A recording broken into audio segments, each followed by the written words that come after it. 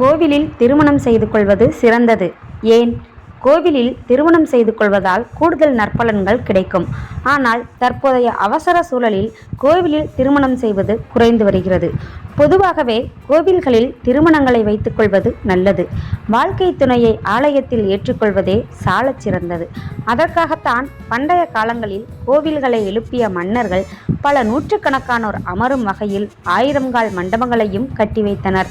மன்னர் காலத்தில் கணவன் மனைவி பிரிவு என்பது மிகவும் அபூர்வமான நிகழ்வாகவே இருந்தது.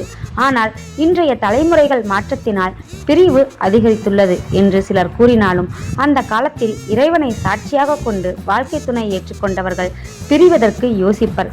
திருமணம் கடவுளின் முன்னிலையில் நடைபெறுவதால் தம்பதிகள் அதற்கு பின் இறைவனின் ஆசீர்வாதத்துடன் வாழ்க்கையை தொடங்குகிறார்கள். இது மன வாழ்க்கையில் நேர்மறை மாற்றங்களை ஏற்படுத்தும். எனவே கோவிலில் திருமணம் செய்வது சாலச் சிறந்தது.